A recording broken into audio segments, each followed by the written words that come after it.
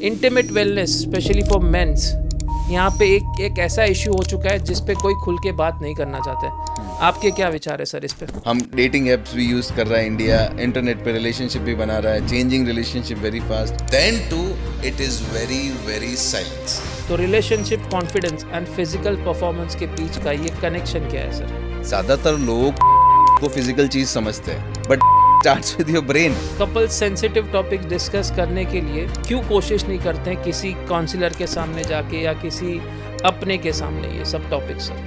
तो अब वो बच्चा नहीं हो रहा, प्रेग्नेंट नहीं हो पा रही, तो मेल के ईगो हर्ट पे बहुत आ जाता है, क्योंकि सोसाइटी उससे बहुत जज करने वाली है। अगर माइंड एंड बॉडी की कनेक्शन की बात करें तो ये कितना इम्पोर्टेंट रोल प्ले करता है फॉर योर इंटीमेट वेलनेस?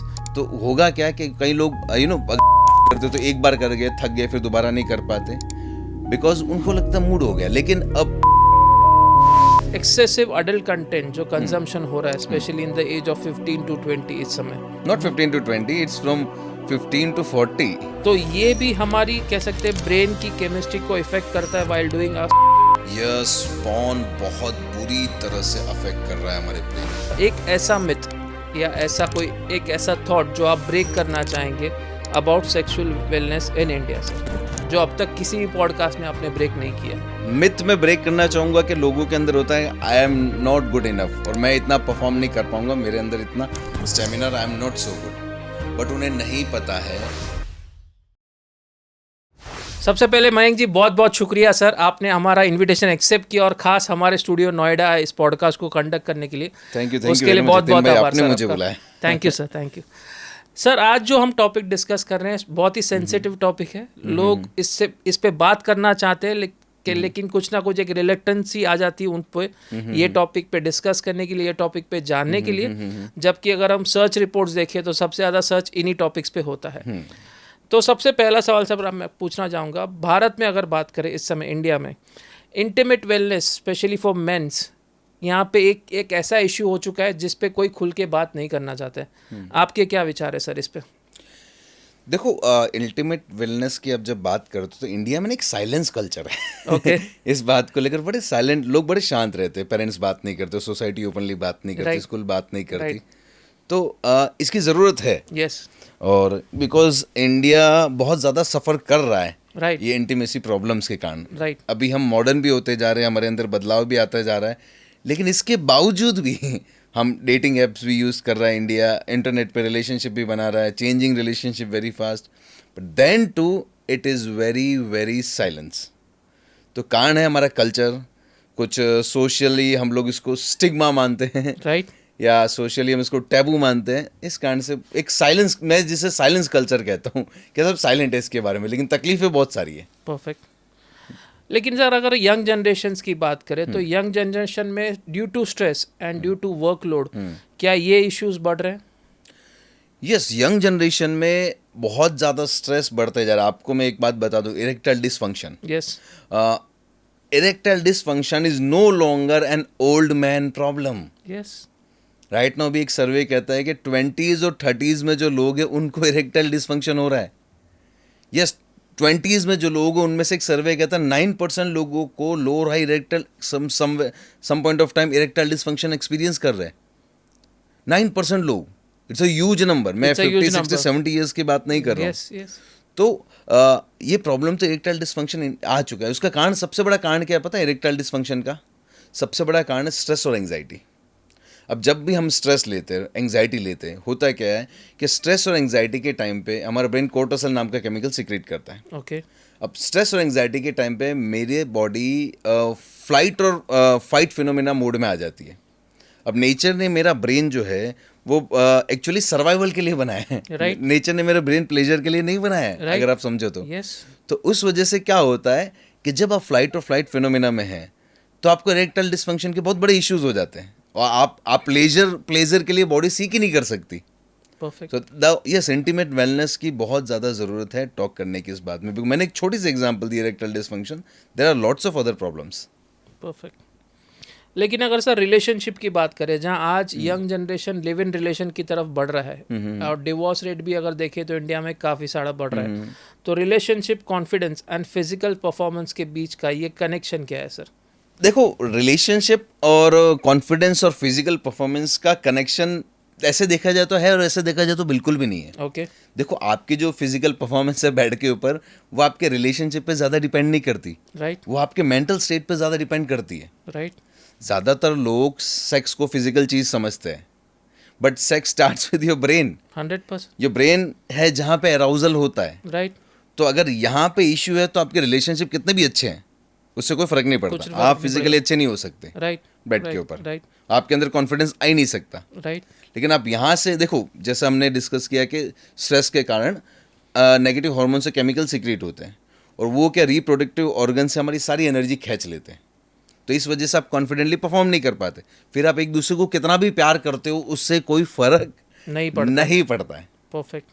तो ये है, जो चीज़ जैसी है, मान लो कुछ चीज़ें फिजिकल होती है, कुछ साइकोलॉजिकल होती है, कुछ इमोशनल होती है, तो हर चीज़ का अपना एक इलाज है। राइट। हर चीज़ का हर एरिया में वो अपने तरीके से एक अलग अलग दुनिया है वो। परफेक्ट। जैसे इस पॉडकास्ट की शुरुआत में कहा कि आपने एक सर्वे का रेशियो दिखाया, 9% इन 20s ये इशू इस समय कह सकते हैं फेस कर रहे हैं। लेकिन अगर इसकी ऐसे कोई डेली लाइफस्टाइल मिस्टेक्स जो यूथ कर रहे हैं, जो सर्वे में आए हैं या जो आपने देखे हैं, ऐसी कोई डेली लाइफस्टाइल मिस्टेक्स जो यूथ को नहीं करनी चाहिए टू अवॉइड दिस प्रॉब्लम? देखो, सबसे बड़ा प्रॉब्लम क्या हो रहा है मैं आपको बताऊं। जैसे मैंने कहा, स्ट्रेस और anxiety, work pressure, right, career pressure, financial pressure, relationship anxiety. अब इन सब चीज़ों से क्या होता है, इंसान स्ट्रेस में रहता है। स्ट्रेस से, जैसा मैंने कहा कि स्ट्रेस के टाइम पे सारी एनर्जी रिप्रोडक्टिव ऑर्गन से बॉडी खींच लेती है। राइट। अब वो रात स्ट्रेस में रहता है, वो स्ट्रेस आपको परेशान करता है। फिर क्या होता है, वो रोज रात को लेट सोता है। Right. एक और दूसरा कारण है कि स्लीप और एक्सेसिव स्क्रीन। जब आप स्लीप प्रॉपरली नहीं लेते और एक्सेसिव स्क्रीन का यूज़ करोगे, Right. तो उसमें क्या होगा कि आपकी स्लीप डिस्टर्ब होती है। स्लीप डिस्टर्ब होती है तो आपका टेस्टोस्टेरोन गड़बड़ाता है। टेस्टोस्टेरोन गड़बड़ाता है तो आपका लिबिडो गिरता है। और फिर क्या होता है, आपकी स्लीप अच्छी नहीं होती, मॉर्निंग में आप उठते हो, मॉर्निंग में भी आप भागम भाग, ऑफिस जाना है, ये मीटिंग करनी है, ये प्रोजेक्ट करना है। You are always in high alert, Yes. Always in a fight और फ्लाइट मोड। राइट। और उस समय में आप सारा लिबिडो लूज कर देते हो। राइट। और उस कारण से अब दूसरे कारण एक है कि सिटिंग जॉब्स है। All the time you are just sitting, very very low physical exercise होती है। यस। तो उस वजह से आपकी पूरी एनर्जी डिस्टर्ब होती है, आप फिजिकली वो सारी चीज़ें लूज करना शुरू कर देते हो। तो मेन चीज़ है कि आपको स्ट्रेस को अब आप देखो अवॉइड नहीं कर सकते। ये लाइफस्टाइल का हिस्सा है। आप जॉब कर रहे हो, Right. भाग रहे हो, आपको फाइनेंशियली अपने आप को सिक्योर करना है, तो आप उसका करोगे क्या? राइट। अगर सर इसका मैं एक आप और एक इसी से कनेक्टेड एक क्वेश्चन पूछूं, हार्मोनल इम्बैलेंस जो आपने कहा ड्यू टू सिटिंग जॉब्स इस समय ज़्यादा बढ़ रहा है मेंस की लाइफ में, तो इससे कितने एनर्जी लेवल्स डाउन होते हैं और कितना हमारे परफॉर्मेंस पे अफेक्ट करता है? देखो, एक सिंपल सा कॉन्सेप्ट समझो। When we are in stress and anxiety, body cortisol नाम का केमिकल सीक्रेट करता है जो हमारी नसों को जाम कर देता है। अब व्हेन यू फील गुड, जब आपको अच्छा लगता है, मतलब अच्छा लगता है, तो बॉडी बहुत अच्छे से एंडोर्फिन्स नाम के केमिकल सीक्रेट करती है जो आपके बॉडी को हील करता है। तो when you are in relaxed mode, जब आप रिलैक्स्ड मोड में होते हो, हैप्पी मोड में होते हो, आप अच्छा परफॉर्म करते हो। अगर आप स्ट्रेस में हो तो आप कभी भी अच्छा परफॉर्म नहीं कर पाएंगे। तो ऑब्वियसली आपकी mental state, again your brain is your biggest sexual organ. Perfect. You sex starts with your brain, physique पे बाद में आता है। राइट। आप समझो, sex is not only a physical thing, it is purely neurological and psychological thing. Right. तो you have to be good from here, otherwise आप बाहर से कुछ भी कर लो, कोई फर्क नहीं पड़ता। एक तरफ जहाँ हम देख रहे हैं यूथ को रिलेशनशिप, लिव इन रिलेशन की तरफ जा रहे हैं, पेरेंट्स को ये ओपनली, आज कई पेरेंट्स को पता है कि हमारे बच्चे लिव इन रिलेशनशिप में हैं, लेकिन एक बाजू अगर ये सिनेरियो है तो दूसरी बाजू पेरेंट्स के साथ ये इश्यू या फिर ओपनली डिस्कशन क्यों नहीं होता है? देखो, जैसा मैंने कहा कि इंडिया एक ट्रांजिशन वाले फेज पर है। राइट। राइट। यहाँ का यूथ बहुत मॉडर्न हो रहा है, अल्ट्रा मॉडर्न हो रहा है। आज हम दिल्ली में बैठे हैं, नोएडा में, आपको पता है यहाँ लिव इन रिलेशनशिप में, दिल्ली में बता रहा हूँ, मेरे पास एक अभी लड़का आता है ड्रग्स के केस के लिए, वो ड्रग्स एडिक्टेड है। अभी उसके मम्मी डैडी दिल्ली में है, ठीक है, लेकिन उसका कॉलेज नोएडा साइड है। तो यहाँ पर, क्योंकि दिल्ली से बहुत दूर पड़ जाता है, डेली का 2 घंटे का ट्रैवलिंग, तो वो यहाँ अपनी गर्लफ्रेंड के साथ लिव इन में रह रहा है। उसने मुझसे शेयर किया और उसके मम्मी पापा को पता भी नहीं दिल्ली में। नहीं, तो अब यूथ इस चीज़ को समझता है, क्योंकि ये ट्रांजिशन हमारे देश में पिछले 8, 10, 15, 20 सालों में बहुत फास्ट आया है, लेकिन पुरानी जनरेशन शायद अब उसको नहीं झेल पाई, Yes, मतलब राइट, हमारा एजुकेशन भी अभी yes, बढ़ा है, yes. तो वो शायद उसके साथ उतनी नहीं बदल पाई, तो इसलिए इसमें भी एक साइलेंस कल्चर है, वो उन्हें पता ही नहीं, और वो शायद वो जाने तो उसे एक्सेप्ट भी नहीं कर पाएंगे, क्योंकि अब यूथ खुलना चाहता है, वो अपने हिसाब से रहना चाहता है, लेकिन अगेन सोसाइटी में जजमेंट का इशू है। अगला सवाल यही था मेरा। सोसाइटी में जजमेंट का इशू है, तो इस वजह से वो क्या करते हैं, छुप के छुपा के करते हैं। तो इट्स बेटर कि हम उस चीज़ को ओपन कर दें, क्योंकि इसके ना बहुत ज़्यादा नतीजे खराब आते हैं। जब आप अवेयर नहीं होते, पेरेंट्स अवेयर नहीं होते कि बच्चा क्या कर रहा है, तो उसके बहुत डेंजरस नतीजे, जैसा मैंने आपको शेयर किया उस बच्चे का, अभी भी वो पेरेंट्स के हिसाब से वो ड्रग्स नहीं ले रहा है, लेकिन वो ड्रग्स ले रहा है अभी भी, अब तक वो छूटा नहीं है उससे। यस, वो छूटा नहीं, वो एक्चुअली पहले छूट गया था, फिर वापस पकड़ लिया, फिर अभी मेरे पास आके उसने शेयर किया कि मैं ड्रग्स अभी भी ले रहा हूँ। वो अपनी गर्लफ्रेंड के साथ ड्रग्स ले रहा है। तो ये एक एक्स्ट्रा कह सकते हैं इश्यूज आ जाते हैं लिव इन रिलेशनशिप में। नहीं, लिव इन रिलेशनशिप का इशू नहीं है, अगेन सोसाइटी में ओपननेस इज गुड। आप किसी भी एनर्जी का दमन नहीं कर सकते, दमन करोगे तो वो अलग वे में, सप्रेस करोगे तो अलग वे में निकलेगी। तो बेटर है लेट्स टॉक अबाउट इट, उसके बारे में ओपनली बात करने में कोई बुराई नहीं है। अगर यूथ पसंद कर रहा है, ये दुनिया यूथ ही चलाती है। 100%। मैं ये नहीं कहता कि पुराने लोगों की बात नहीं माननी चाहिए, बट मैं ये कह रहा हूँ अगर कोई कल्चर आ रहा है, यूथ उसे एम्ब्रेस कर रहा है, तो we should talk about it very openly. वो अवेयरनेस आपको हेल्प ही करेगी और साइलेंस आपको और ज़्यादा परेशान करेगी। जहाँ तक कपल्स की बात करें सर, आज कपल्स भी ये प्रॉब्लम फेस कर रहे हैं बाय डिफॉल्ट। कई सारे हम IVF केसेस भी देख रहे हैं। ओके, अच्छा, इस तो उस पॉइंट ऑफ व्यू मैं से, समझ उस पॉइंट नहीं ऑफ व्यू पाया। पे मैं पूछ रहा हूँ कि कपल्स अभी भी इस टॉपिक को अपने तक क्यों रख रहे हैं, जाके किसी डॉक्टर को कंसल्ट क्यों नहीं कर रहे हैं for delay of childrens. Okay okay, देखो कपल आजकल तो चलो थोड़ा बहुत कर रहे हैं, लेकिन अभी भी क्या होता है कि हमारे यहाँ एक बहुत इशू है, मेल को ना मेल को मस्कुलिनिटी से जोड़ दिया गया, मर्दानगी से जोड़ दिया गया है। अब कई बार क्या होता है कि मेल के ऊपर बहुत साइकोलॉजिकल प्रेशर होता है, तो अब वो बच्चा नहीं हो रहा या बीवी प्रेग्नेंट नहीं हो पा रही, तो मेल के ईगो हर्ट पे बहुत आ जाता है, क्योंकि सोसाइटी उससे बहुत जज करने वाली होगी कि क्या वो भाई तेरा बच्चा नहीं हुआ। Right right. तो दैट इज़ द रीज़न के इस सोसाइटी ने जो वो माहौल बनाया है मर्द के आजू बाजू, उसके आसपास, उस वजह से वो कई बार उस सेंसिटिव टॉपिक पे आंख मूंद लेना पसंद करते हैं, लेकिन डिस्कस करना पसंद नहीं करते। बट एक चीज़ समझनी होगी कि कबूतर के सामने जब बिल्ली आती है तो कबूतर अपनी आंखें बंद कर लेता है और मन में सोचता है कि यार बिल्ली चली गई है ही नहीं, राइट राइट। बट बिल्ली गई नहीं है, नहीं है, सामने ही है, वो सामने ही है, सामने ही है। तो ये सोशल स्टिग्मा जो है ना, उस कारण से लोग सेंसिटिव टॉपिक को नहीं डिस्कस करते ज़्यादा। अगर सबकॉन्शियस प्रोग्रामिंग की बात करें, जो आपकी भी एक कह सकते हैं एक्सपर्टीज़ है यहाँ पे, हिप्नोसिस की बात करें, सेल्फ कॉन्फिडेंस की बात करें, तो ये सब मीडियम से ये प्रॉब्लम के सॉल्यूशंस ला सकते हैं सर आप? 100% सबकॉन्शियस, हम हिप्नोसिस के थ्रू, हिप्नोसिस एक्चुअली क्या है कि हिप्नोसिस हमें एक सबकॉन्शियस माइंड के दरवाजे खोल देता है। राइट हिप्नोसिस एक चाबी है जो अनलॉक करता है सारे लॉक। राइट। तो उससे क्या होता है कि उसके बाद हम जो भी सजेशन अपने अंदर चाहे, हर कोई इंसान बदलना चाहता है। आज हितिन भाई बैठे तो यहाँ पे हितिन भाई में भी कुछ चेंजेस चाहिए, मुझे भी कुछ ना कुछ चेंजेस चाहिए। चेंजेस तो हर कोई चाहता है, लेकिन वो चेंजेस की कोशिश करता है कॉन्शियस माइंड के ऊपर, लेकिन वो ज़िंदगी भर कोशिश करता और हो ही नहीं पाता। वो अपनी हैबिट्स बदलना चाहता है, बिलीव्स बदलना चाहता है, कॉन्फिडेंस डेवलप करना चाहता है, अपने बिहेवियर को बदलना चाहता है। बट हिप्नोसिस हमें मदद करता है सबकॉन्शियस के दरवाजे खोलकर कि जहाँ पे एक्चुअली चेंजेस होते हैं। राइट। कॉन्शियस माइंड पे कोई चेंज नहीं होता, Right. सारे चेंज सबकॉन्शियस माइंड में होते हैं। उस वजह से हिप्नोसिस हेल्पफुल होता है और हम सबकॉन्शियस माइंड को रीप्रोग्राम कर कर हम अपने आप को पूरी तरह से बदल सकते हैं। अगर माइंड एंड बॉडी की कनेक्शन की बात करें तो ये कितना इम्पोर्टेंट रोल प्ले करता है फॉर योर इंटीमेट वेलनेस, और ये आज के यूथ को कैसे इन्फ्लुएंस कर रहा है सर? देखो, माइंड और body, as I told you that, अब सबसे बड़ा सेक्सुअल ऑर्गन आपका ब्रेन है। राइट। हमने डिस्कस किया कि जैसे फाइट और फ्लाइट मोड में होंगे बॉडी, तो उसके बाद आप इंटीमेट नहीं हो सकते अपने पार्टनर के साथ। राइट। लेकिन अब देखो, माइंड अगर रिलैक्स्ड है, हैप्पी है, तो होता क्या है कि आपकी बॉडी में ब्लड फ्लो अच्छा होता है। व्हेन यू आर हैप्पी, आपका ब्लड फ्लो अच्छा होगा, राइट। आपके सारे सेक्सुअल ऑर्गन्स की तरफ भी सारा ब्लड फ्लो होगा। लेकिन जब आप स्ट्रेस में हो तो सारा वो जो सारा ब्लड है वो खींच के हमारे मसल्स की तरफ आ जाता है, जब भी आप स्ट्रेस में होते हो। Right right.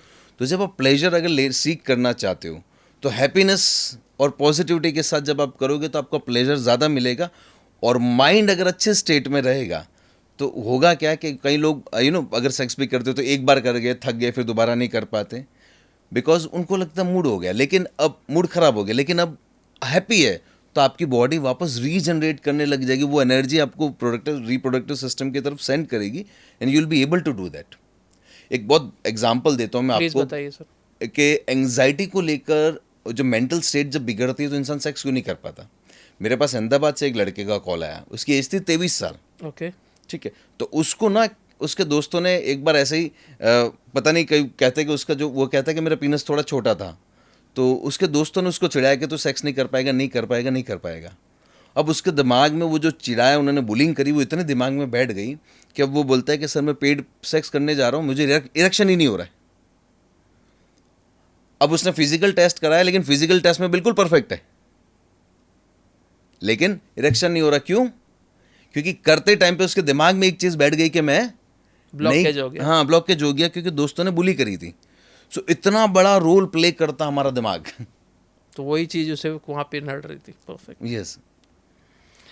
अगर सर यहाँ पे हम यूथ की बात करें, जो हम डिस्कशन कर रहे हैं इस समय, एक्सेसिव अडल्ट कंटेंट जो कंजम्पशन हो रहा है specially in the age of 15 to 20 इस समय। Not 15 to 20, it's from 15 to 40। Okay. 45 you can say. Okay. तो ये भी हमारी कह सकते हैं ब्रेन की केमिस्ट्री को इफेक्ट करता है while doing our sex. Yes, porn बहुत बुरी तरह से अफेक्ट कर रहा है हमारे ब्रेन को। ओके। देखो पॉर्न क्या करता है, इसके एक दो सिम्टम समझते हैं, और ये समझना बहुत ज़रूरी है, वरना हम बहुत खतरनाक स्टेट में बढ़ते जा रहे हैं। राइट। पहली चीज़, पॉर्न क्यों देखते हैं? पॉर्न हमारे अंदर एक डोपामाइन लूप क्रिएट कर देता है। ओके। क्योंकि पॉर्न जब हम देखते हैं, डोपामाइन सिक्रेट होता है। डोपामाइन वो केमिकल है जो हमारे प्लेजर मोटिवेशन के लिए, एंटिसिपेशन के लिए जिम्मेदार है।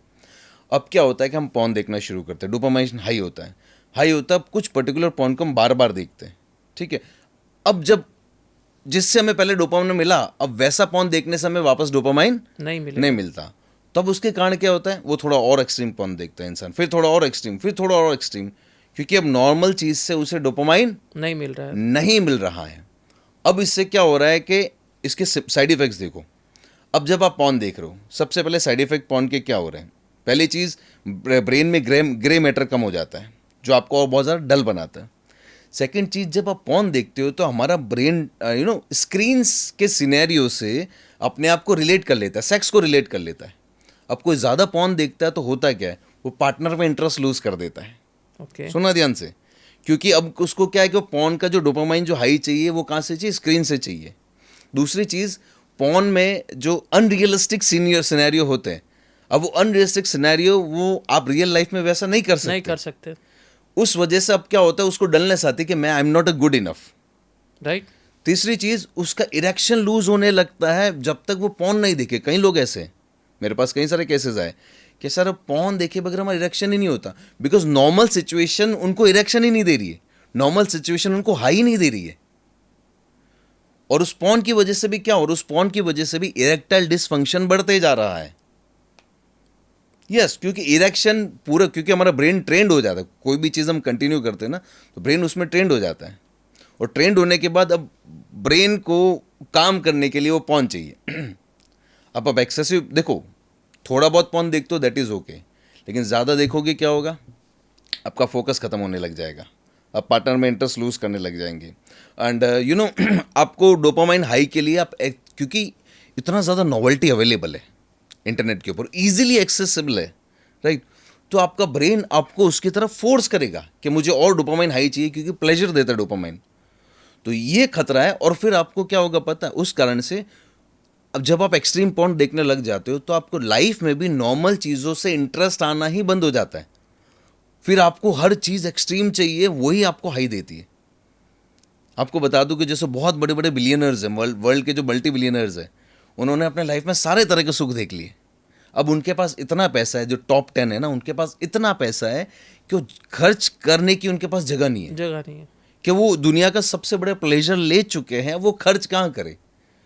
तो अब वो क्या कर रहे हैं, अब वो प्लेजर के लिए उनको हाई मिलती है, ह्यूमंस पे एक्सपेरिमेंट कर रहे हैं, वो चांद पे जाके कुछ बनाना चाह रहे हैं, मंगल पे कुछ करना चाह रहे हैं, क्योंकि उनसे उनको हाई मिलती है, उन्हीं से उनको डोपामाइन सीक्रेट होता है. So that's how porn is affecting your brain. बहुत डीप तरीके से अफेक्ट कर रही है. बहुत डीपली. आप सब कुछ लूज कर दोगे, ह्यूमन कनेक्शन लूज कर दोगे, ज़्यादा पॉर्न देखोगे तो अपने पार्टनर के साथ आपकी बातचीत बंद हो जाएगी, आप कनेक्ट ही नहीं कर पाओगे. जो नेचुरली होना चाहिए इंटीमेसी, वो नेचुरल इंटीमेसी पूरी तरह से खत्म हो जाएगी. जैसे आपने कहा कि स्क्रीन एडिक्शन और कंपल्सिव हैबिट्स भी यहाँ पे इस पॉर्न की तरफ हम लेके जा रहे हैं. लेकिन सर अगर लेट नाइट स्क्रॉलिंग की बात करें जो आज कॉमन हो चुका है सबके लाइफ में, और अगर हम पुअर स्लीप साइकिल की बात करें तो ये भी बॉडी के हार्मोन्स को डिस्टर्ब करता है. यस, देखो स्लीप एक मेडिसिन है. हमें दो तरह से एनर्जी मिलती है, एक फूड एक स्लीप जो नेचुरल है. बाकी तीसरी तरह से हम मेडिटेशन के थ्रू एनर्जी लेते हैं. अगर आपकी स्लीप डिस्टर्ब हो गई, आप समझ लो सब कुछ डिस्टर्ब हो गया आपका. मैं कई सारे लोगों के साथ काम करता हूँ जिनको एंग्जाइटी होती है, राइट. अब मैंने नोटिस किया मेरे 18 साल के हिप्नोथेरेपी के एक्सपीरियंस में, एंग्जाइटी, स्लीप और डाइजेशन तीनों एक साथ खराब होते, तीनों एक साथ चलते. जिसको एंग्जाइटी है उसकी नींद भी खराब है और डाइजेशन भी खराब रहता है. राइट. क्यों खराब रहता है? अगेन आपका हार्मोनल इम्बैलेंस्ड हो जाता है. जब आप स्लीप अच्छी नहीं लेते तो क्या होगा पता है? आपका स्ट्रेस लेवल बढ़ेगा, ब्रेन को रिलैक्सेशन नहीं मिलेगा. तो बाहर की दुनिया में तो स्ट्रेस है ही है. उस स्ट्रेस के कारण क्या होगा? ब्रेन के स्ट्रेस हैंडल करने की एबिलिटी कम हो जाएगी. ब्रेन के स्ट्रेस हैंडल करने की एबिलिटी कम होगी तो हॉर्मोन्स क्या होता है? Hormones is highly sensitive to stress. तो उस वजह से सारे हार्मोनल इम्बैलेंस्ड हो जाते हैं हमारे. उस इम्बैलेंस्ड होने की वजह से क्या होगा कि फिर आप और एक लूप में फंस जाओगे, आपकी नींद और खराब होगी. फिर आप नींद और खराब होगी, रात भर आप स्क्रॉल करोगे. अब स्क्रॉल करोगे, आपको फिर वहाँ से डोपामाइन मिल रहा है, आपकी ब्लू लाइट आइज में जा रही है, उससे आपका ब्रेन को मैसेज मिल रहा है कि अभी रात नहीं हुई, तो आपको नींद नहीं आती. तो फिर आप लेट उठोगे, फिर स्ट्रेस होगी, फिर लेट को नाइट नींद नहीं आएगी, फिर आप और ज़्यादा करोगे. और वैसे ही आप 11 से 12, 12 से 1, 1 से 2, 2 से 3 आपकी नींद खराब होती जाती है और आप एक विशियस सर्कल में रहते हो. उस सर्कल से बाहर ही निकल और उस सर्कल से बाहर ही नहीं निकल पाते. इसलिए late night scrolling is very very very dangerous. लोगों को अपने मोबाइल्स को रखना होगा अगर अब एक अच्छी मेंटल हेल्थ चाहिए तो. और वो लेट नाइट, आप समझो लेट नाइट स्क्रॉलिंग आपकी अगेन आपका लिबिडो डिक्रीज करेगा, सेक्स में इंटरेस्ट डिक्रीज करेगा, आपका एराउजल डिक्रीज कर देगा. अगर महिलाओं की बात करें, वुमेन्स की बात करें, तो उनकी जो साइकिल में इरेगुलरिटीज आती है, ये भी एक्चुअल में ये सब कारण लाती है सर. देखो लेडीज़ में भी आज की तारीख में बहुत कॉमन हो चुका है, लड़कियों में इरेगुलर पीरियड्स, पेन, क्रैम्प्स. इसका भी सबसे बड़ा मेजर रीज़न जो 80% वो स्ट्रेस और एंग्जाइटी. सब कुछ मेंटल से कनेक्टेड है. सब कुछ माइंड से कनेक्टेड है. देखो career pressure, academic pressure, financial pressure, relationship anxiety. अब इन सब से क्या होता है? इन सब से अगेन कोर्टिसोल केमिकल सीक्रेशन ज़्यादा होगा. कोर्टिसोल केमिकल सीक्रेशन ज़्यादा होगा तो क्या होगा? आपको क्रैम्प ज़्यादा आएंगे, आप इरेगुलर पीरियड्स आप एक्सपीरियंस करोगे, आपको बहुत ज़्यादा ब्लीडिंग होगी, बहुत ज़्यादा पेन आप एक्सपीरियंस करोगे. तो सबसे बड़ा कारण स्ट्रेस और एंग्जाइटी है. और जब स्ट्रेस और एंग्जाइटी को रिड्यूस करे बगैर आप किसी चीज़ को आप कंट्रोल नहीं कर सकते. दूसरा कारण है कि लेडीज़ में पीरियड्स इरेगुलर आने का उसका भी एक बड़ा कारण है स्लीप ऑल्सो. स्लीप भी बहुत बड़ा कारण है. लेट नाइट स्क्रॉलिंग अगेन क्या करेगा? आपके हार्मोन्स को डिस्टर्ब करेगा. Right. Hormones again is very very sensitive to stress. Yes. और through hormonal imbalance, hormonal balance control system जो ब्रेन का होता है, उसके थ्रू सारे हार्मोन्स इम्बैलेंस्ड होंगे. और हार्मोन्स आप डायरेक्टली रिप्रोडक्टिव हार्मोन्स होते हैं वो पूरी तरह से इम्बैलेंस्ड हो जाते हैं और फिर आप इरेगुलर पीरियड्स को एक्सपीरियंस करते हैं. तीसरी चीज़ होती है जंक फूड. बहुत ज़्यादा चल रहा है आज की तारीख में जंक फूड, आयरन की डेफिशिएंसी, B12 की डेफिशिएंसी. ये बहुत बड़े कारण हैं हमारे हार्मोन्स डिस्टर्ब होने के. तो इस वजह से आपके दिमाग से, अगर आपका दिमाग सही नहीं है तो आप समझ लो कि आपके पीरियड्स भी सही नहीं हो सकते. और फिर पीरियड्स बुरे होंगे, फिर उसमें भी आप एक विशियस साइकिल में पड़ जाते हो. पीरियड्स बुरे तो फिर से आपका दिमाग में स्ट्रेस और एंग्जाइटी ज़्यादा आती है. स्ट्रेस एंग्जाइटी ज़्यादा, फिर से नेगेटिव केमिकल सीक्रेशन ज़्यादा, फिर से के पीरियड्स और बुरे. इट्स समथिंग लाइक चेन बन जाती है. चेन बन जाएगी वो. परफेक्ट.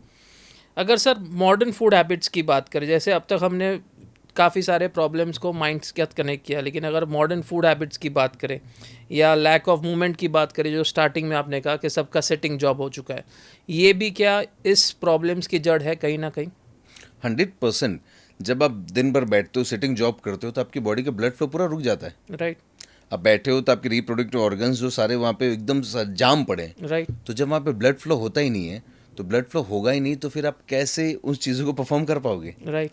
तो sitting jobs are very very very very dangerous. हाँ, अब आप कुछ कर भी नहीं सकते हो सिटिंग जॉब्स का, तो इट्स बेटर है कि आपको कुछ ना कुछ ऐसी मॉर्निंग में 15 to 20 मिनट्स एक्सरसाइज में दो, जिससे आपकी बॉडी का ब्लड फ्लो पूरी तरह से मेंटेन रहे। ओके।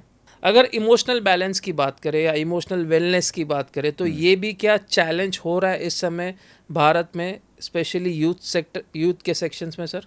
अच्छा, एक बात इस पे कहना चाहूँगा, बहुत अच्छा सवाल किया। लड़कियों में जो पीरियड साइकिल का इशू हो रहा है ना, उसमें एक इमोशनल इम्बैलेंस बहुत बड़ा प्रॉब्लम है। राइट। Emotional suppression. अगर आपको आपके पार्टनर के साथ रिलेशनशिप अच्छे नहीं है, तो होता है क्या, जब सप्रेस्ड इमोशन होते हैं ना, फीमेल्स को सप्रेस करने की हैबिट होती है, सप्रेस कर देती है इमोशंस को। जैसे आप सप्रेस करते हो इमोशंस को, आपके रिप्रोडक्टिव हार्मोन्स पूरी तरह से डिस्टर्ब होते हैं। ओके और जब वो डिस्टर्ब होते हैं तो आपको ये सारे इरेगुलर पीरियड्स और प्रॉब्लम्स आएंगे। ओके। और अच्छा, फिर क्वेश्चन वापस बताना, किस इमोशनल, अगर हम बात करें यहाँ पे इमोशनल वेलनेस की, तो ये भी क्या एक चैलेंज हो चुका है इस समय यूथ में, who are facing this problem? और हाँ, उसके साथ साथ ओवरऑल यूथ में यूथ ना इमोशंस लूज क्यों कर रहे हैं पता है आपको? देखो, यूथ ना एक हाइपर रियलिटी में जीना शुरू हो चुका है। प्रॉब्लम सबसे बड़ा ये है कि क्यों आजकल लोगों के इतने रिलेशनशिप खराब हो रहे, अच्छे रिलेशनशिप नहीं बन पा रहे, कोई लॉन्ग टर्म रिलेशनशिप नहीं है, प्यार हुआ 2-4 महीने में ख़त्म हो गया। क्या कारण है, क्यों इंटरेस्ट लूज कर जा रहे इतना जल्दी? उसका सबसे बड़ा रीज़न है आज की lifestyle, social media, AI, virtual reality. अब यहाँ पे क्या हो रहा है पता है आपको, कि यहाँ पे हर चीज़ कुछ न्यू चाहिए, ऑल द टाइम आपको नॉवेल्टी चाहिए। एक इंसान सोशल मीडिया पे अपनी लाइफ का सबसे बेस्ट हिस्सा रखता है, ठीक है, लेकिन उसकी लाइफ में जो वर्स्ट है वो लोगों को नहीं पता है।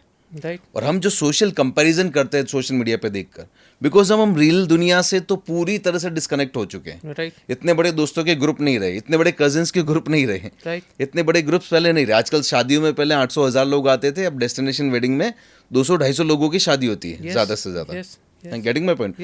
तो अब क्या हो रहा है, ह्यूमन इंटरेक्शन कनेक्शन कम हो रहा है। और सोशल मीडिया के थ्रू जो उनको हाई चाहिए ऑल द टाइम, जैसा मैंने कहा डोपामाइन हाई, तो अब हर चीज से इंटरेस्ट बहुत जल्दी लूज कर जा रहा है यूथ, बिकॉज हर समय कुछ नॉवेल्टी चाहिए।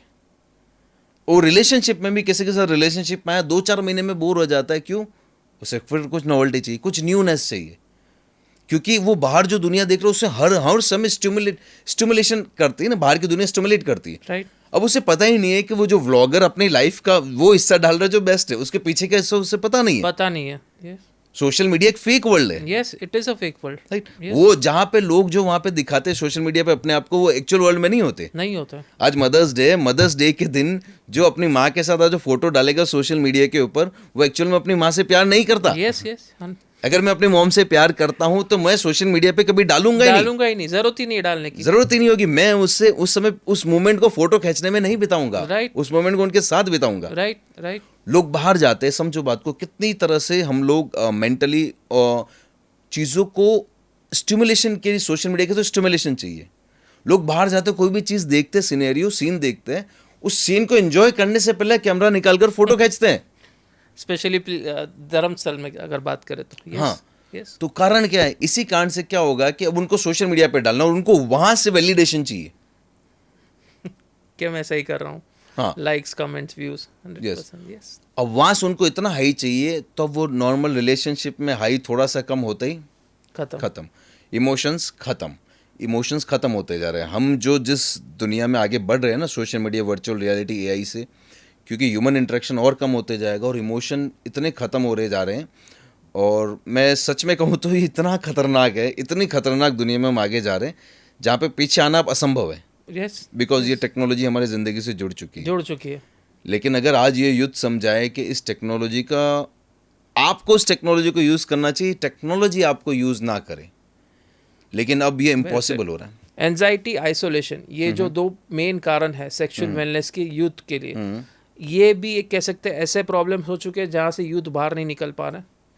यस, बिल्कुल बाहर नहीं निकल पा रहा है। मैंने जैसे कहा ना कि एंग्जाइटी, पेशेंस की कमी हो गई है, एंग्जाइटी बहुत ज़्यादा एंग्जाइटी बहुत कॉमन हो चुका है। मैं आपको बताऊं, अब शहरों में, दिल्ली जैसे शहर में 3 out of 5 पीपल, यहाँ पे मैं आपको बता दूं, लोगों में लो और हाई एंग्जाइटी है। लोगों के अंदर पेशेंस की कमी है, लोग वेट नहीं कर सकते। तो उस कारण से क्या हो रहा है कि वो आइसोलेशन में जाते हैं, अकेले रहते हैं, ज़्यादा लोग नहीं है शेयर करने को, ज़्यादा दोस्त नहीं है, ज़्यादा कजिन्स नहीं है, तो अब वो अंदर ही अंदर मरते जाते हैं। तो उस कारण से यस, उनकी सेक्सुअल हेल्थ पे उसका बहुत ज़्यादा असर पड़ना ही पड़ना है। आपकी मेंटल स्टेट ख़राब रहेगी तो आपकी सेक्सुअल हेल्थ ख़राब रहेगी। और एक चीज़ ध्यान रखनी ज़रूरी है कि लोग इसको बहुत ज़्यादा टैबू मानते हैं और डिस्कस नहीं करते। अब दिस इज़ हाई टाइम, मैं बता रहा हूँ, वरना आगे बहुत ज़्यादा डिफ़िकल्टी ऑलरेडी आ चुकी है, आगे जो समाज होगी डिस्कस नहीं कर रहा है, लेकिन आगे और ज़्यादा भयावह स्थिति होगी।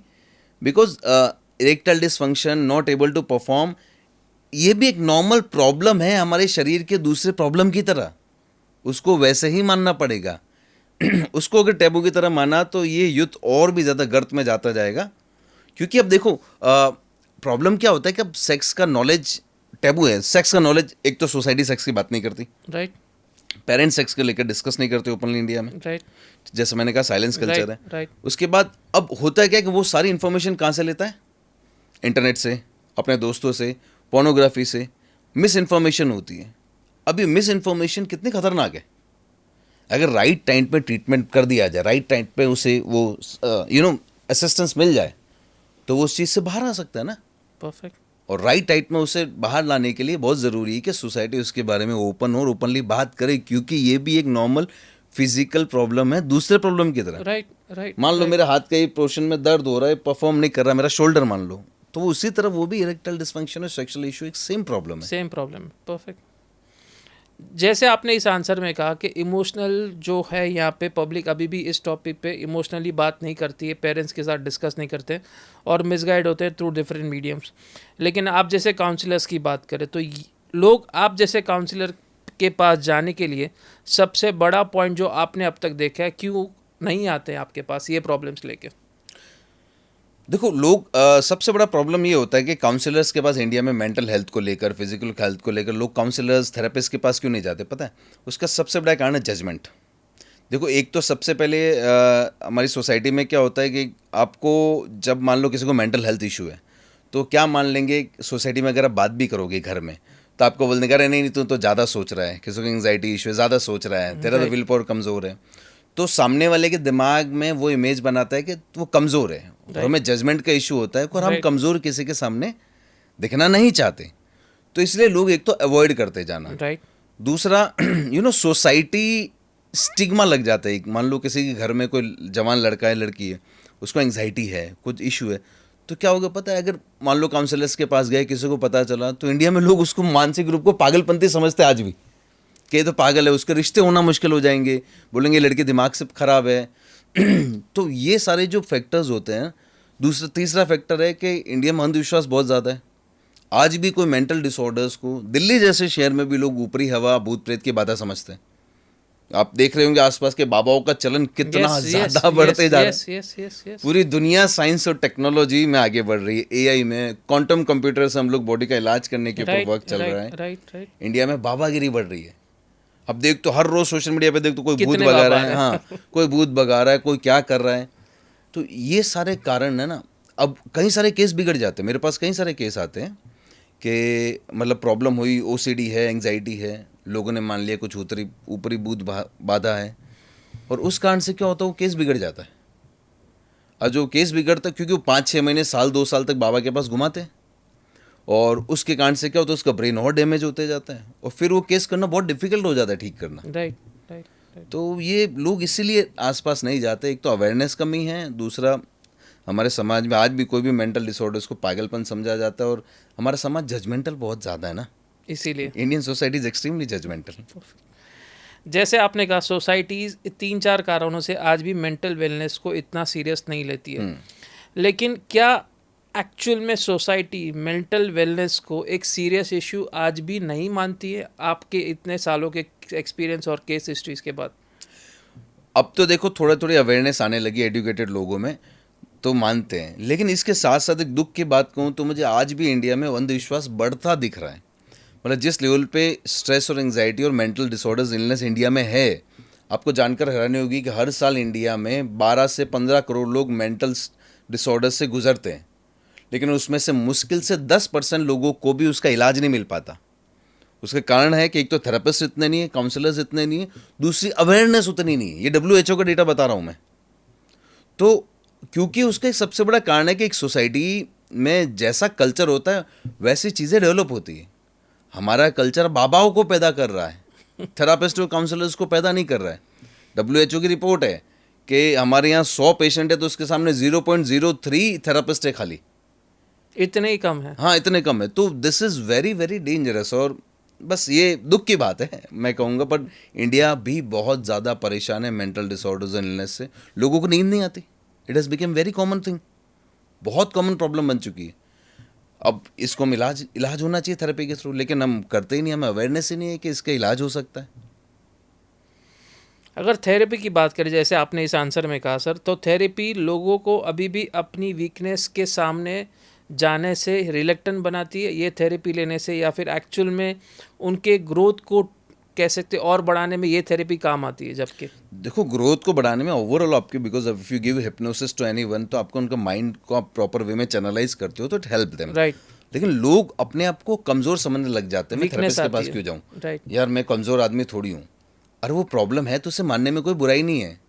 Again, awareness will help you, silence won't. Right right right. Avoidance won't, ignorance will not help you. Yes yes. तो लोग अपने आप को भी, क्योंकि हमारी सोसाइटी कल्चर ऐसा बना दिया है ना, अरे क्या है, पागल है क्या, तो थेरेपिस्ट के पास जा रहा है, क्या करेगा, पागल हो गया है क्या, ये हो गया है क्या।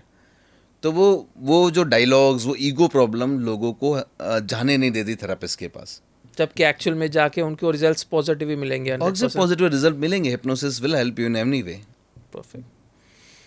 सप्रेस इमोशंस की बात करें सर, तो ये भी एक ऐसा कारण है लॉन्ग टर्म फिजिकल प्रॉब्लम का जो एक्चुअल में इस समय इंडिया में बढ़ रहा है?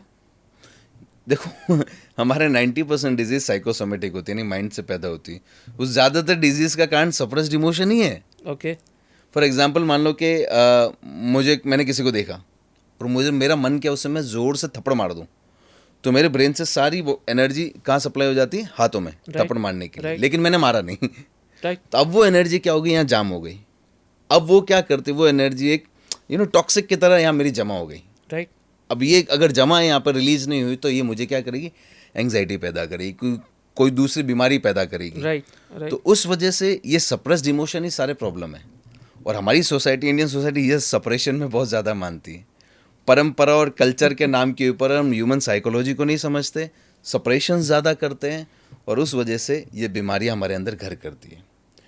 आपको जानकर हैरानी होगी, पूरी दुनिया में 83% केसेस हिस्टीरिया के जो केसेस होते हैं वो लेडीज़ के होते हैं। ओके। मेल फीमेल में जेंट्स के नहीं होते। पता है क्यों? क्योंकि वर्ल्ड में सब हिस्टीरिया होती है सप्रेशन के कारण। राइट। जो फीमेल्स का सबसे ज़्यादा सप्रेशन होता है ना, Right. भाई आपको घर में रहना है, ये घूंघट करना है, या ज़्यादा आगे नहीं बढ़ना है, मेल के ईगो सेटिस्फाई करना है, तो उस वजह से हिस्टीरिया उनको ज़्यादा है। तो अगर इस समाज को हम अब डिजीज़ फ्री देखना चाहते हो तो बहुत सारी चीज़ों पे ओपनली बात करनी होगी, सप्रेशन को ख़त्म करना होगा, और उसको ख़त्म करने के लिए you have to be very frank, bold and open. Perfect. हाँ, इसको हम परंपरा और संस्कृति के नाम के ऊपर हम इसको फिर से ढक दें, लेकिन इसका नुकसान हम ही, ये समाज ही वापस झेलेगा, जो आज भी झेल रहा है। आज भी झेल रहा है। परफेक्ट। अगर मेडिटेशन की बात करें, थेरेपी की बात करें, हिप्नोसिस की बात करें, तो एक्चुअल में ये हमारे माइंडसेट या सबकॉन्शियस माइंड को कैसे हेल्प करता है इस प्रॉब्लम से सर? देखो, मेडिटेशन तो नहीं, लेकिन हिप्नोथेरेपी क्या करता है, हिप्नोथेरेपी जैसा मैंने कहा कि अनलॉक करता है आपके सबकॉन्शियस माइंड को। तो अनलॉक करने के बाद होता यूँ है कि उस समय आप उन सप्रेस्ड इमोशंस को वहाँ से रिमूव कर पाते हो। आपके माइंड में एक डेटा, वो क्या होता है, आप जो एक्सपीरियंस करते हो माइंड में बाहर, वो आपके सबकॉन्शियस माइंड में स्टोर हो जाता है। अब वो मोस्ट ऑफ द टाइम आपके एक्सपीरियंसेस 80% नेगेटिव होते हैं। अब वो नेगेटिव इमोशंस अंदर है तो वो क्या करेंगे आपके अंदर, वो आपको परेशानी करेंगे। राइट। वो आपको डिस्टर्ब ही करेंगे, मेंटली डिस्टर्ब करेंगे, मूड स्विंग करेंगे, या कोई बीमारी देंगे। राइट।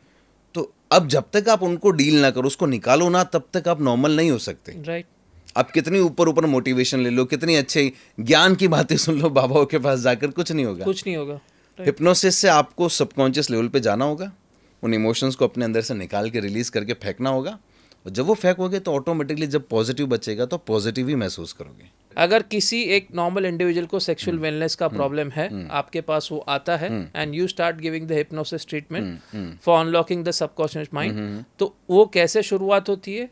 कितने दिन में वो पॉजिटिव इफेक्ट्स उसे देखने शुरू होते हैं सर? देखो, हमारे पास सेक्सुअल इरेक्टाइल डिसफंक्शन के बहुत सारे केसेस आए और उसमें हमने पाया कि 95 और 99% केसेस में फिजिकल इशू तो था ही नहीं। वो मेंटली, एक बार क्या होता है, मान लो कई बार कोई इंसान मान लो किसी दिन मूड खराब है तो परफॉर्म नहीं कर पाया, राइट, तो दैट्स ओके। लेकिन मेल के अंदर क्या होता है, उसका ईगो बहुत भारी होता है और वो इतना भारी ईगो उसको बहुत डीपर सबकॉन्शियस पे लग जाता है। अब वो उसकी मेमोरी में जब बैठ गया कि मैं बेड पे परफॉर्म नहीं कर पाया, लेकिन वो उस टाइम तक की चीज़ थी। लेकिन अब क्या है कि दूसरी बार जब जा रहा है तो मेमोरी एक्टिवेट हो जा रही है, और वो मेमोरी एक्टिवेट हो जा रही है, उसका फोकस जा रहा है कि मैं नहीं कर पाऊंगा। जब दिमाग कह रहा है नहीं कर पाऊंगा तो शरीर नहीं कर पाएगा। तो हम ऐसे केसेस हमारे पास बहुत आते हैं और ज़्यादातर लोगों को पता ही नहीं को मेंटल रूप से वो इरेक्टाइल डिसफंक्शन या सेक्सुअल वेलनेस को लैग कर रहे हैं, सिर्फ मेंटली, नॉट फिजिकली। तो अब उससे क्या हो रहा है, हम लोग हिप्नोसिस के थ्रू क्या करते हैं, उन जड़ों को काट देते हैं। अब ऐसे कई सारे केसेस में हमने 5 से 6 सेशंस में या 7 से 8 सेशन में बहुत अच्छे रिजल्ट दिए कि जहाँ पे एक इंसान 45 ईयर्स का था, 48 ईयर्स का, I mean now he is feeling like he is in to 20s। वो इस तरह का प्लेजर एक्सपीरियंस कर अपने सेक्स में कि 20s में उसको लगभग 7 से 8 सेशन लगे थे, but he felt like wow, because उसके दिमाग में भी प्रॉब्लम यही था कि एक बार वो नहीं कर पाया किसी स्ट्रेस के कारण, बहुत भारी स्ट्रेस था, तो दिमाग में बैठ गया और उसके बाद वो एक्चुअली बिल्कुल भी नहीं कर पा रहा था।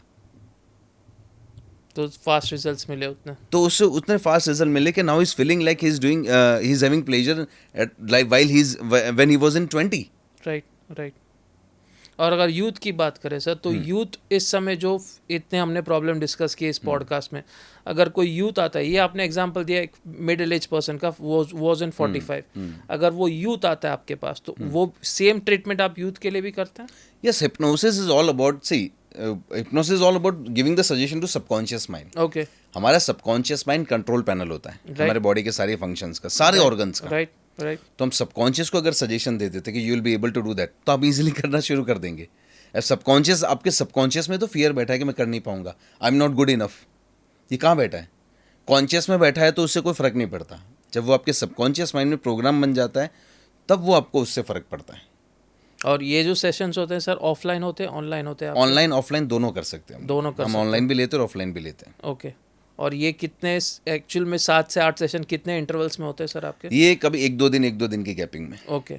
यानी एक महीने में 7 से 8 सेशंस हो जाते हैं? हम 15 to 20 डेज या मैक्सिमम 25 डेज, ये उतने सेशंस आप कंप्लीट कर देते हैं। अगर सर आज के स्ट्रेसफुल एनवायरनमेंट की बात करें, तो मेनली मेंटली और फिजिकली फिट रहने का कोई प्रैक्टिकल सीक्रेट्स या प्रैक्टिकल ऐसी हैबिट्स बताइए हमारी ऑडियंस को, जहाँ पे mentally as well as physically अपने आप को फिट रख सके।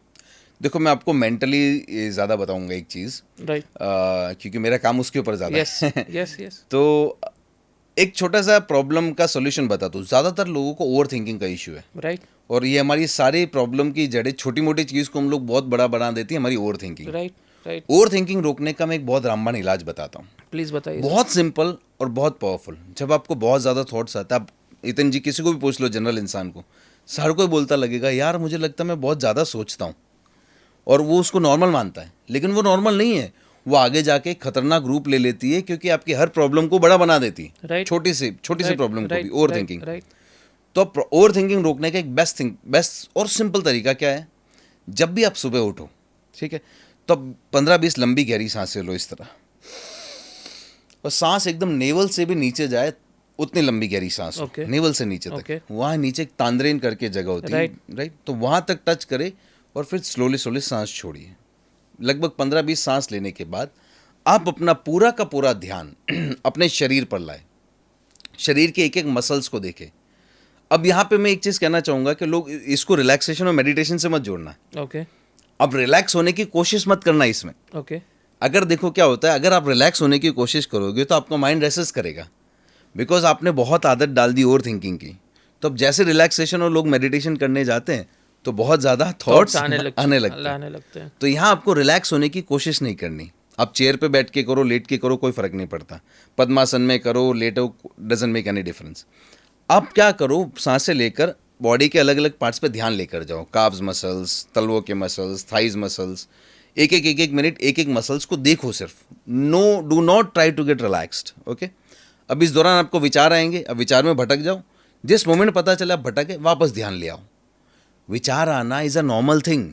ये मिथ ब्रेक करना होगा लोगों को कि मेडिटेशन और थॉट्स में हिप्नोसिस में विचार आ गया तो मेरे खराब हो गया। खराब नहीं हो गया, इट्स वेरी नॉर्मल, सबको आते हैं। फिर आप बॉडी पे ध्यान लिया, अलग अलग स्टमक, चेस्ट मसल्स, हाथों के muscle, shoulders, biceps, upper arm, lower arm, palm, back, सारे मसल्स को देखो।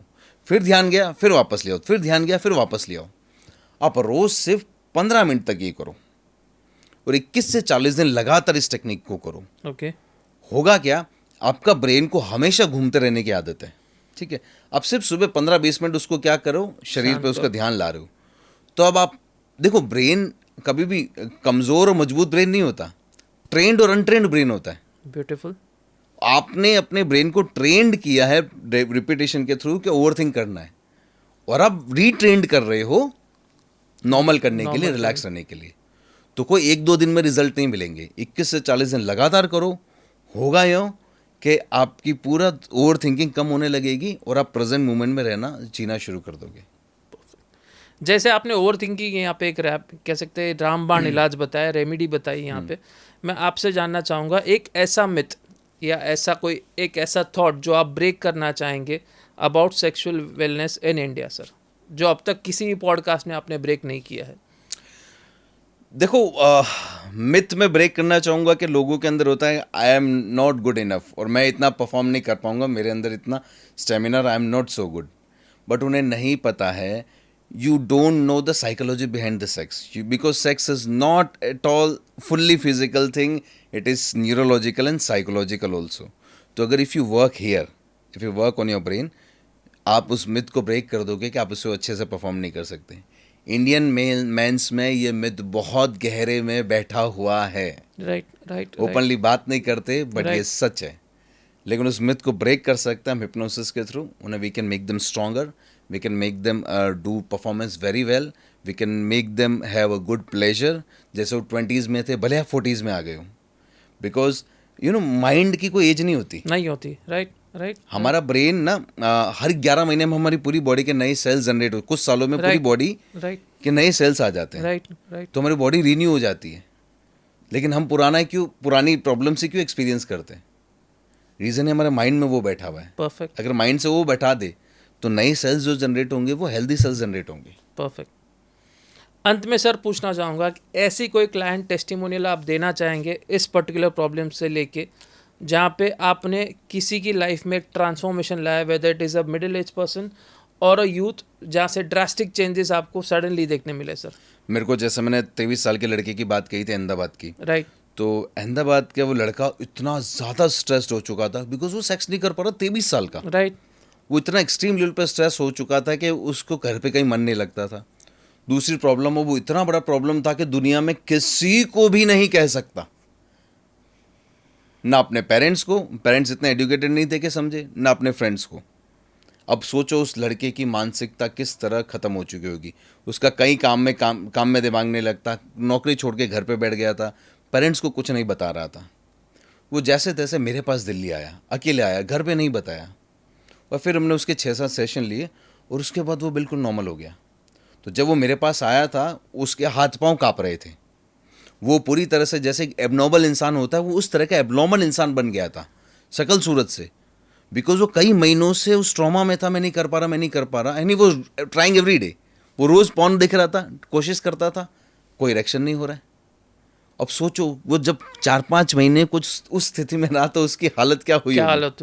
परफेक्ट। वो मेल के लिए सबसे बड़ा धक्का क्या पता है? मेल के लिए इस देश में, इस दुनिया में सबसे बड़ा धक्का ये है कि उसकी जो मस्कुलिनिटी है, जो उसकी मर्दानगी, उसके ऊपर कलंक लग जाए। बस वो बहुत गहराई में, उसके लिए मेल कुछ भी करने को तैयार होता है।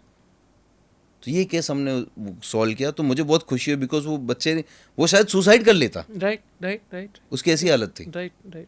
So that's what I have worked on. ये बहुत रिसेंट केस है, 4 महीने पहले का। परफेक्ट। आज हम IVF केसेस में भी देख रहे हैं, ज़्यादा करके कपल्स IVF केसेस पे भी कह सकते हैं जाने के लिए भी रिलेक्टेंट होते हैं, because they are facing this problem, लेकिन वो एक्चुअल में इस प्रॉब्लम को कह सकते हैं एक्सेप्ट नहीं करना चाहते हैं। यस, वो एक थोड़ी सी लेस एजुकेटेड कम्युनिटीज़ में वो लोग एक्सेप्ट नहीं करते। राइट। तो उस कारण से उनको लगता है कलंक लग जाएगा उनके ऊपर, स्पेशली गांव में, स्मॉल टाउन में उनको बोला जाएगा अरे तू मर्द नहीं है क्या, तो कुछ नहीं कर पाया क्या। तो उस वजह से फिर वो क्या करते हैं, फेक बाबा जो फेक गुरुज के चक्कर काटते हैं। उस बाबा जी की गोली ले लो बेटा हो जाएगा, उस बाबा जी की बूटी खा लो वो हो जाएगा। और ये बहुत बड़ा मार्केट है इंडिया में, आपको बहुत नहीं बड़ा पता? मार्केट है। Yes yes yes. Small town में, गांव में उस बाबा जी के पास चले जाओ, बच्चा नहीं हो रहा तो वो आपको ये दवा देंगे, और वो सब फेक बाबाज फेक गुरुज है। Right right. और ताकि उनकी मर्दानगी पे कलंक ना लगे। बस बस वही है। परफेक्ट। सर जैसे इस पॉडकास्ट में हमने पॉर्न एडिक्शन की बात की, लेकिन अगर आपने पॉर्न एडिक्शन के वेरियस साइड इफ़ेक्ट्स बताए आपके आंसर में, लेकिन इसका कोई ऐसा रेमेडी, कोई सॉल्यूशन जिससे हम इससे कह सकते डिस्कनेक्ट करें अपने आप को? देखो, पॉर्न एडिक्शन से छुटकारा पाने का सबसे पहला तरीका है अपने ट्रिगर को पहचानने का। ओके। कि सबसे पहले क्या होता है, आपको कुछ चीज़ ट्रिगर करती है, फिर आपको अर्ज होती है पॉर्न देखने की, अर्ज होती है, फिर आप एक्शन लेते हो, आप मैस्टरबेट करते हो, मैस्टरबेट करके आपको रिलीज मिलता है, रिलीफ मिलता है। रिलीफ मिलने के बाद क्या होता है, आपको गिल्ट होती है। राइट। गिल्ट होने के बाद फिर आप रिपीट करते हो। तो सबसे पहले चीज़ हमें ट्रिगर पॉइंट ढूंढना होगा। हमारा ट्रिगर पॉइंट क्या है? ट्रिगर पॉइंट जनरली होता है लोनलीनेस, बोर्डम, कई बार स्ट्रेस, कई बार लेट नाइट सर्फिंग। तो ये ट्रिगर पॉइंट होते हैं। तो अब आपको ट्रिगर पता चला, अब इसको हम सॉल्यूशन कैसे करें इसको समझते हैं। मैं आपको एक अर्ज सर्फिंग टेक्निक बताता हूँ। प्लीज़ बताइए सर। मान लो कि आपको ट्रिगर हुआ, कोई चीज़ किसी ने कुछ बोल दिया और ट्रिगर हो गई बहुत ज़्यादा, तो अब आपको लगता है पॉर्न मुझे रिलीफ करेगा, तो आपको अर्ज होती है पॉर्न की। राइट। अब आप अपने दिमाग के साथ खेल खेलो। देखो, आपने कई महीनों तक, सालों तक ये काम किया है, तो ब्रेन ट्रेंड हो गया है। जैसे ट्रिगर हो, अर्ज हो, पॉर्न देखो, रिलीज करो, रिलीफ मिलेगा। ब्रेन को पता है एट देन रिलीफ मिलेगा, तो करता है। अब आप अपने ब्रेन को बेवकूफ़ बनाओ, ब्रेन को बोलो ठीक है मैं पॉर्न देखूंगा, लेकिन 10 मिनट बाद। अब अगर आप तुरंत रेसिस्ट करोगे कि नहीं देखना, तो resistance leads to persistence. Perfect. तो वो आपको ब्रेन और फोकस करेगा, नहीं तुझे देखना है, क्योंकि आप स्ट्रेस में हो। तो आप ब्रेन को ऐसा बोलो कि मैं देखूंगा लेकिन 10 मिनट बाद या 5 मिनट बाद, ठीक है, आई विल श्योरली वॉच। अब उस 5 मिनट में आप क्या कर सकते हो अर्ज सर्फिंग टेक्निक में? आप सबसे पहले या तो एकदम चिल्ड वाटर पी सकते हो, ओके। ठंडा पानी, ओके। जो आपको पूरी तरह से एक बार शांत करेगी। जितना चिल्ड हो उसके चिल्ड पी लो। अगर बर्फ का पानी भी पी सकते हो तो पी लो, ओके। आपको तुरंत कंट्रोल मिलेगा इमीडिएटली। या फिर आप पुशअप्स कर सकते हो, या फिर आप सिटअप्स कर सकते हो, जो आपको वहाँ पे रोकेगा। जिससे क्या होगा कि आपको पैटर्न ब्रेक होगा। अगेन दिमाग में रखना 10 मिनट बात कर लूँगा, लेकिन जब आप ठंडा पानी पियोगे और वो करोगे ना, तो आपको पता चलेगा यार मैंने कंट्रोल कर लिया। अब एक चीज़ ये, दूसरी चीज़ इसको समझना है कि एक्सट्रीम कंट्रोल की तरफ नहीं जाना। अब कई बार क्या होता है, कई लोग पॉर्न एडिक्ट है, आज से पूरा पॉर्न बंद। जब अगेन आप एक्सट्रीम विरोध करते हो किसी चीज़ का, तो आप रेसिस्ट करते हो तो आप और ज़्यादा परसिस्ट करते चले जाओगे। समटाइम्स इट्स ओके, आप अपने आप को समझाओ, sometimes it's okay, slowly and gradually इस चीज़ को हमें हमारे अंदर पैटर्न इंटरप्ट करना है। परफेक्ट। जो पैटर्न हमने अंदर डाला है। अब तीसरी चीज़ कि आपको अगर जो पॉर्न ट्रिगर हो, क्या पॉर्न देखते थे, अब उसकी जगह आपको कुछ रिप्लेस करना होगा। यस, अगर आप सिर्फ छोड़ दोगे तो काम नहीं बनेगा। अब रिप्लेस कैसे करें? देखो, आप या तो उस समय कुछ अच्छा नॉलेज लो, या तो कुछ अच्छे पॉडकास्ट देखो, ठीक है, या तो कोई ऐसा कंटेंट है जो आपको अच्छा फील कराता हो, कोई मोटिवेशनल वीडियो हो, कोई सॉन्ग हो, कुछ भी आपको अच्छा फील कराए, आपको उसको उससे रिप्लेस करना होगा। स्विच करना, ठीक है। चौथा, लेट नाइट सर्फिंग आपको बंद करनी होगी। लेट नाइट सर्फिंग में क्या होता है, बिकॉज हम मान लो लेट नाइट सर्फिंग कर रहे हैं, कुछ ऐसे विजुअल्स आ गए, इमीडिएटली हमारी ट्रिगर होती है, अर्ज हो जाती है। तो लेट नाइट सर्फिंग अब प्लीज स्टॉप करो। वहाँ पे बहुत, देखो, इजी एक्सेस किसी भी चीज़ का आपको मिल जाता है ना, तो फिर आप उस चीज़ को कर लेते हो। राइट। मोबाइल में वो साइट्स को ब्लॉक करो, एक लेवल पे ऐसा ब्लॉक करो कि अब आपको पसंद ही ना हो, जैसा आप करना ही ना चाहते हो, उनको सबको ब्लॉक करो। और पांचवी चीज़ कि जब आप कभी कभार जब कंट्रोल कर पाते हो अर्ज को, ठंडे पानी से, सिटअप से, या किसी नॉलेज से, तो अपने ब्रेन को बताओ कि हाँ मैंने, देखो, लास्ट 10 टाइम्स पहले मैं दिन में हर 10 दिन लगातार करता था, डेली करता था मस्टरबेट, लेकिन अब मैं पॉर्न 10 दिन में मैंने सिर्फ 3 बार पॉर्न देखी है। तो अपने ब्रेन को ना बदलने के लिए उसको एविडेंस भी चाहिए। राइट। उसको बताओ कि हाँ मैंने इतना किया, ये प्रोग्रेस हुई है मेरी। तो इस प्रोग्रेस से आपका ब्रेन और मोटिवेट होगा। और आखिरी चीज़, एक चीज़ ध्यान रखो, आप अपने आप को गिल्ट में मत डालो। इट्स ओके, आपको अर्ज होती है, दैट इज़ 100% ओके। कई लोग क्या कर रहे हैं इस पॉर्न एडिक्शन और मैस्टरबेशन एडिक्शन में, क्या हो रहा है उनके साथ, उनकी पर्सनालिटी पूरी डिस्ट्रॉय हो रही है। यस। क्योंकि उनको क्या लगता है कि मैंने यार ये किया, उस समय प्लेजर हाई होता है, राइट, मैस्टरबेट कर लेते हैं, लेकिन बाद में तुरंत गिल्ट आता है। राइट। अब उस गिल्ट के कारण क्या होता है कि उनको लगता है यार I am not good enough, I won't be able to control myself, मैं तो बुरा इंसान हूँ। वो हार जाते हैं। उन्हें समझना होगा उन्हें हारना नहीं है, उन्हें अवेयरनेस लानी है। If you are porn addict that's okay. ये भी एक दूसरे एडिक्शन की, दूसरे हैबिट्स की तरह ही हैबिट्स है। Right right right. तो उसे इन पैटर्न ब्रेक करना है। बस पैटर्न ब्रेक करना है। और आप over the night pattern break करने की कोशिश मत करना। करिए। जो युद्ध करता है लेकिन वो कर ही नहीं पाता, कर नहीं पाता। बस इस पैटर्न इंटरप्ट को जो मैंने बताया वो स्लोली करो। पहले 10 डेज रोज देखते थे, तो हो सकता है आप 10 डेज में 5 डेज नहीं देखे, फिर धीरे धीरे वो 6 डेज पे होगा, फिर 7 डेज होगा, वो धीरे धीरे बढ़ेगा। Right, perfect. दूसरा जो हमने इस पॉडकास्ट में डिस्कस किया सर, इलेक्ट्रल डिसफंक्शन की बात करें तो ये प्रॉब्लम के लिए कोई ऐसी असरदार रेमेडी आप देना चाहेंगे सर? यस, इरेक्टल डिसफंक्शन के थ्रू आप हिप्नोसिस को यूज कर सकते हो। Okay. Hypnosis will help you. Okay. See, जब आप हिप्नोटिक ट्रांस में होते हो तो ऑटोमेटिकली आपके ब्लड वेसल्स में पूरा का पूरा ब्लड फ्लो होता है। ओके। देखो, मैं इरेक्टाइल डिसफंक्शन के ऊपर एक बात कहूँ, आपको जानकर हैरानी होगी कि इरेक्टाइल डिसफंक्शन का एक बहुत बड़ा कारण डायबिटीज भी है। ओके। यस, इंडिया हम सभी जानते हैं कि डायबिटीज का कैपिटल है। यस, ठीक है। अब इरेक्शन के लिए सबसे इंपॉर्टेंट चीज क्या होती है? Blood flow in the vessels. Blood flow और वेसल्स में ब्लड फ्लो होनी चाहिए, नर्व्स में। अब डायबिटीज हमारे ब्लड फ्लो और नर्व्स दोनों को डैमेज करता है। Right, understanding? अब वो डैमेज कर रहा है और उस वजह से आपका इरेक्शन अच्छा नहीं हो रहा। आपको जानकर एक और हैरानी होगी हितिन भाई, कि इंडिया में अब जो फूड हैबिट्स और लाइफस्टाइल हो चुकी है, अब 30s के लोगों को आप देखोगे ना, उसमें से 40% लोगों को प्री डायबिटिक सिम्टम है। उन्हें पता नहीं अगर वो टेस्ट करने जाएंगे तो। राइट है। तो उस कारण से वो भी एक बहुत बड़ा इश्यू बन चुका है। तो आपको इन लाइफस्टाइल को बदलना होगा। डायबिटीज़ को लेकर लाइफस्टाइल वो बदलो। दूसरा, हिप्नोसिस के थ्रू हम क्या कर सकते हैं, वापस अपने ब्रेन को सजेशन देकर, बिकॉज हिप्नोसिस एक रिलैक्सिंग स्टेट है जहाँ पे फ्लाइट और फ्लाइट मोड ऑफ हो जाता है।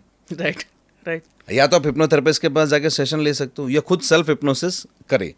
उससे क्या होगा कि आपके ब्लड फ्लो इंक्रीज होता है पूरी बॉडी में, और वो ऑटोमेटिकली हेल्प करेगा आपको इरेक्टाइल डिसफंक्शन में वापस इरेक्शन के लिए। Perfect sir. और एक चीज़ जो आपसे पूछना चाहूँगा, हमने जो बात की वुमेन्स यहाँ पे पीरियोडिक साइकिल्स की जो इम्बैलेंस होती है, जो इरेगुलर होती है due to hormonal imbalance specifically, उसके लिए कोई ऐसा सॉल्यूशन, ऐसी कोई रेमेडी सर? देखो, पीरियड्स इम्बैलेंस होते हैं, पेन आते हैं, क्रैम्प्स आते हैं, इरेगुलर पीरियड्स होते हैं। उसके कुछ रीजंस हमने समझे थे। Academic pressure, career pressure, financial pressure. दूसरा, सोशल मीडिया कंपैरिजन अपनी लाइफ का दूसरों के साथ। तीसरा, सप्रेस्ड इमोशंस फीमेल्स में बहुत ज़्यादा होते हैं। और दूसरा, स्लीप साइकिल जो हम डिस्टर्ब करता है, लेट नाइट स्क्रॉलिंग। अब इसका सॉल्यूशन क्या कर सकते हैं? देखो, सबसे पहले सॉल्यूशन ये है कि फीमेल में सप्रेस्ड इमोशंस बहुत ज़्यादा होते हैं। और एक और पॉइंट है कि जंक फूड और शुगरी ड्रिंक्स, यस, वो बहुत ज़्यादा, और वो पैक्ड फूड जो होते हैं, जो प्रोसेस फूड, जो बहुत डेंजरस प्रिजर्वेटिव्स वाले। अब वो तो आपको कंट्रोल करना है, लेकिन अगर आप मेंटली अगर कुछ समझना चाहे कि मेंटली आप कैसे ठीक करें उसको, तो उसके कुछ सोल्यूशन है। पहली चीज़, आपके सप्रेस्ड इमोशंस जो होते हैं कि जब आप बोल नहीं पाते हैं, फीमेल को इशू इसलिए होता है क्योंकि फीमेल्स को दबाया जाता है। राइट। वो अपनी इच्छाएं पूरी तरह से आज भी इंडिया में बता नहीं सकती।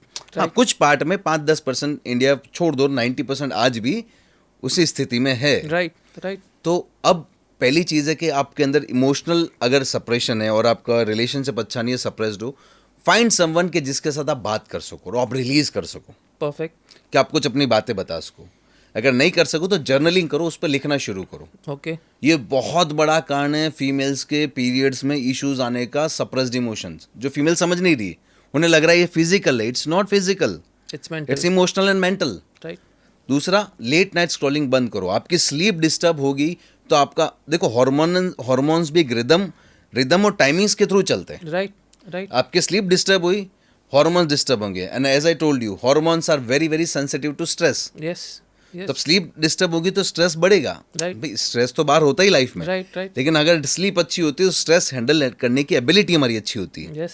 तो स्ट्रेस हमें अफेक्ट नहीं कर पाता। अब स्लीप पूरी नहीं हुई तो स्ट्रेस अफेक्ट करेगा, वो हॉर्मोन्स डिस्टर्ब हो जाएंगे, और डिस्टर्ब होंगे तो आपके रिप्रोडक्टिव हार्मोन डिस्टर्ब होंगे तो आपको साइकिल्स में इश्यू आएंगे।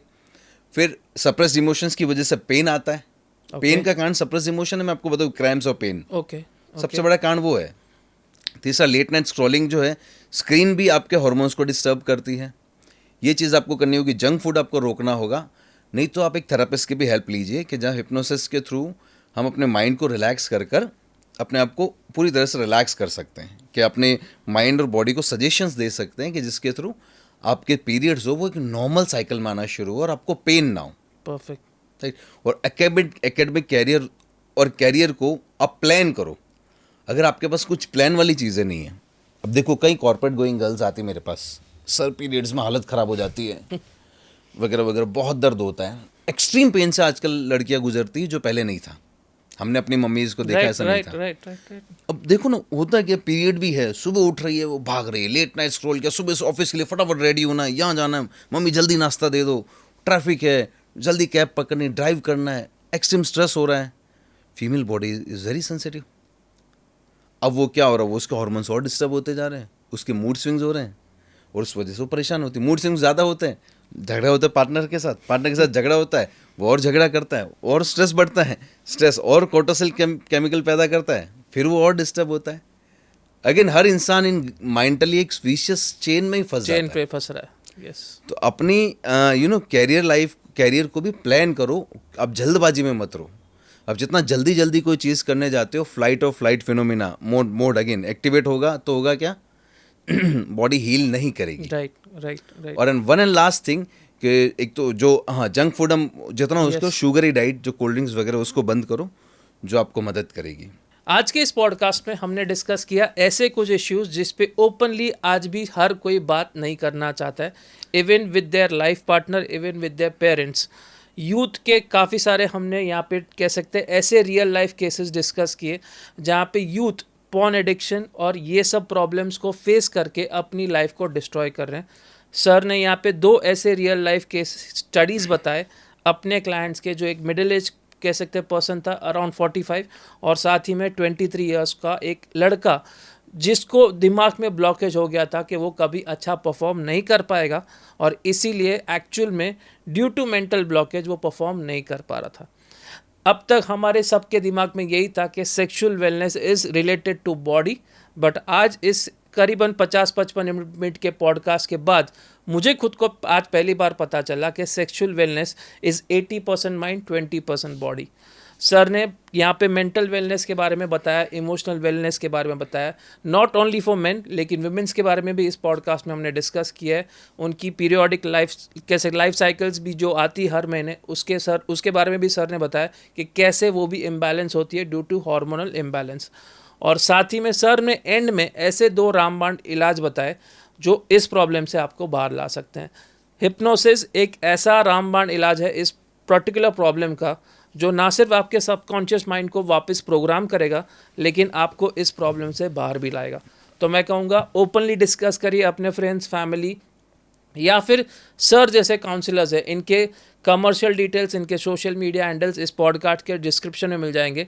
साथ ही में इसकी जितनी भी रील्स कटेगी इस पॉडकास्ट की, सभी में सर के डिटेल्स मेंशन होंगे। अगर आपको लगता है कि आप अपने फैमिली मेम्बर्स, अपने पार्टनर्स के साथ ये प्रॉब्लम्स को डिस्कस नहीं कर सकते हैं, तो सर के पास आइए, इन प्रॉब्लम्स को लाइए और इन प्रॉब्लम्स का एक्चुअल में फास्ट पेस पे आपको कह सकते हैं यहाँ पे सॉल्यूशंस मिल जाएगा। मयंक जी बहुत बहुत शुक्रिया सर, आज इस टॉपिक पे इतनी अवेयरनेस फैलाने के लिए और ओपनली हमारे सामने ये टॉपिक के बारे में एक्चुअल सही पिक्चर लाने के लिए। सर उसके लिए बहुत बहुत आभार। Thank you very much for giving me this chance. Thank you sir, thank you.